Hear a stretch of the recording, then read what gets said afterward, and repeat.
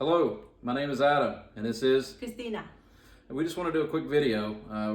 I just got back from the gym, so I look like a redneck. My wife's a beautiful flight attendant. What she sees in me, everybody's going to be probably commenting below about what do you see in this gringo. And anyway, I've got like 10 emails a day. Over the last week, I've got a lot of calls, or a lot of emails, but a lot of some phone calls back from that about driving up the Alcan. And it seems like everybody's under the assumption of two things. One, you got to go to Seattle or Washington to drive up.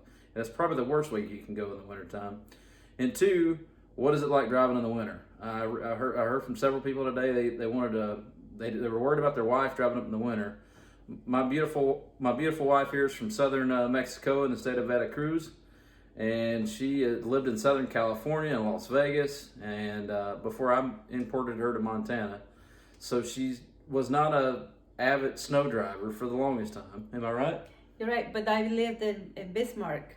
For a little while. That's where I met her before I imported her. I learned how to drive that snow. So anyway, I wanted you to hear her perspective of what it was like driving up the Alcan in January. We came up January of last year, and we had two Subaru Outbacks. I do recommend a CB because you're not going to have phone signal the whole way, and the CBs it made a huge difference, did it not? Yes, it We did. just got two little cheap ones from Amazon. They work great. And got two little cheap antennas, and they work wonderful. But that way we could talk the whole way, and it was perfect. So give a female's perspective of driving up the Alcan in January with not a ton of driving experience in the snow, and tell us what you thought about it. Well, it was intimidating at first, but then when I was driving, it got easier. And the thing that Adam says about the CB.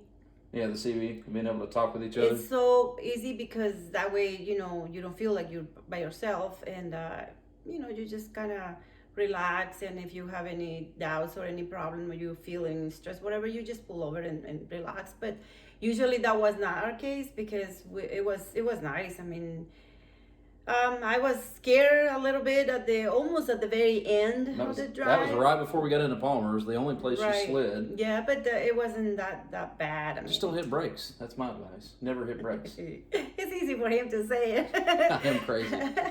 But it was pretty good. I mean, I was surprised that I really I did the drive, and it wasn't that bad. I was kind of scared a little bit to start that, but then I said, well, it's not bad. And actually the road are nicer when it snows than when it's in the summertime, because it's awful. We've done it. So we've done Separate it. times. She's been with me twice now. Twice now, coming up, but once in the summer, once in the winter, and literally, if you had to do it again with you driving, would you rather do it in the winter, or would you rather do it in the wintertime? Definitely. Me too. Hands down. Yeah. Hands down. That's by far the best. And people will be like, "That's crazy."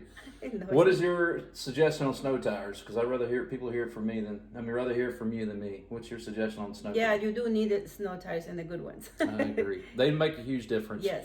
A lot of people think just because you have 4-wheel drive, that really doesn't the help. tires are more important than the 4-wheel drive. And I do recommend 4-wheel drive. And God knows I do not. I've got this question a lot. Having a rear-wheel. I'm from Georgia, so I understand these questions.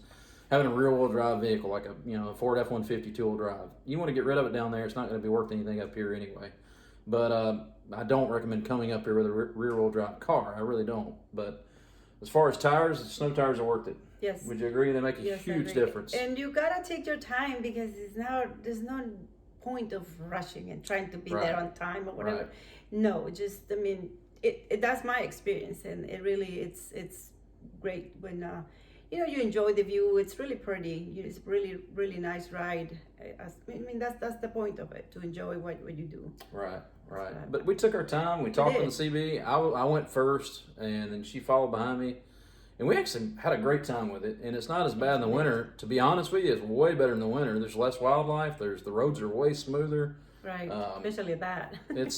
We actually made better timing in the winter time. It was just a smooth ride. So it's so cold, a lot of times you're going to stick to the road anyway. But it's not bad at all. I don't recommend, and then I want to point one other thing out that's nice. If you have two vehicles, what are the chances of two vehicles breaking down at the same time or wrecking two vehicles? So to me, it's way safer having two vehicles. Would you agree? Because there's nothing around it. There's nothing. It's you and God. So don't feel like you can you know, there's no one to call a lot of times. So it's just you two. And I think you're way safer if you got two vehicles. You got so many more options. You can go back to lodging. You can go back for help. Right. Because you're going to be in a lot of places that you have zero cell phone service. So, you know, a lot of people think they've been in the middle of nowhere, but until they make this drive, they've really never been in the middle of nowhere. Would you agree with that? That's I mean, we came from Montana, Wyoming area, so we're used to the middle of nowhere, but this is literally the middle it is. of nowhere. So I wanted to give that, I keep getting it, I'm going to throw this in there real quick. A lot of people, for whatever reason, they want to go to Washington and go up, and that is not the quickest way. It's not the best way. It's a lot of curvy roads. This time of year, at least that's what I'm told. Well, I can look at the map and tell. I highly recommend, and what all the truckers do, I recommend crossing in Couts, Alberta, or there's some other place right north of Minot, North Dakota. Either there. I like to do my first night either at the Best Western in Shelby, Montana, or go to Calgary. Second night, regardless where you start, I like to go to the Hampton Inn in Grand Prairie, Alberta. And Cristina can tell you, we used to stay in hotels 180 nights out of the year. Me and her both did prior to our life prior to this. That is the nicest Hampton Inn her and I have ever stayed in. It's super nice. People are very nice. I normally don't like, I love Hilton properties, but Hampton Inn to me is like staying at the trailer park. I'm not that big a fan of it. So it's, but that is a nice Hampton Inn. It is very nice. And then you got to go to Brown's, what is it called again? Brown's Social House for dinner. Yes, that's delicious. That is so delicious. I am I'm a mask rebel. So they don't require a mask there, and it's super easy and it's nice, and you can go over there and eat and enjoy it, and it's really cool, It's even really during the nice pandemic. Mm-hmm. And then Northern Rockies Lodge, I highly endorse that. Do you agree? Northern Rockies Lodge is super nice. It's beautiful. It's the halfway point between Fort St. John and Watson Lake. Watson Lake is a dump. Do you agree with that? Well, yeah. For some people, might be like that, but it's something.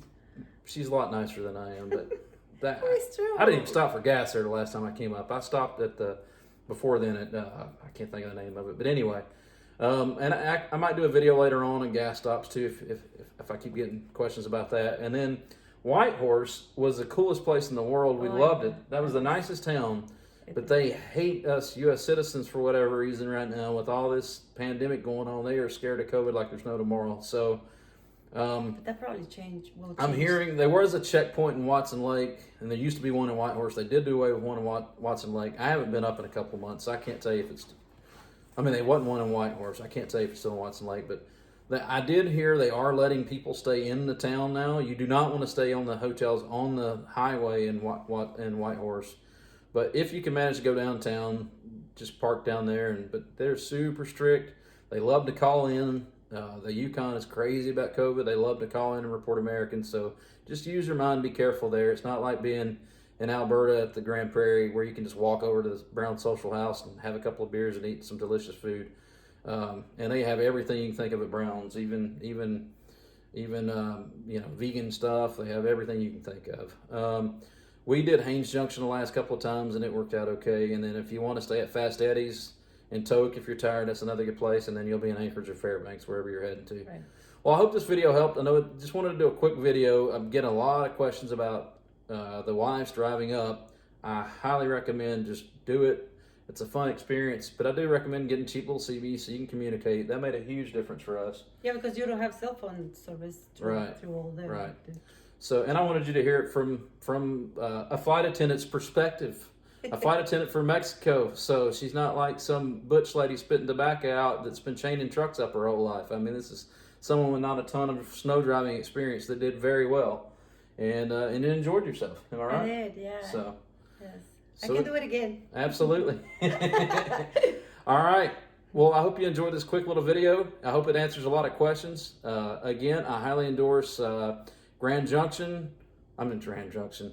Prairie, Dawson Creek, going up through that route and through Calgary up that route, and then Grand Prairie, then Dawson Creek, and then up to Northern Rockies Lodge, and then either over to Whitehorse, Haynes Junction, and then into Alaska. That's the best way you can go. I would, if you don't have to go to Washington, skip it. It's a crazy place right now anyway. One more thing I wanted to say, just put your faith in God and you'll be all right. Absolutely. Enjoy it. Enjoy. Well, if you need anything, don't hesitate to shoot me an email. It's bigskyblessing@gmail.com. And my name is Adam, and this is Cristina. All right, have a good day. Thanks for listening to our video, and give us some comments. And go ahead and subscribe, because we're going to start doing a lot more travel channels. We travel quite a bit, and we're going to probably start putting a lot more travel tips together. I just did one about Mexico not long ago, but the new president kind of kicked my idea out about that today on a new quarantine deal. So it depends on how much of a rebel you are. I still would do exactly what I said on my video, because I wouldn't listen to the guy, but it depends on what your opinion on that is. But we're doing a lot of different travel videos. We're going to do a lot of different travel tips and all around. So if you want to subscribe, it's going to probably be slow coming out, but at least you'll start getting the alerts whenever we do come out with some more travel tips and travel videos. All right, anything else? Welcome on board. That's right. Anything else you want to add? No. All right.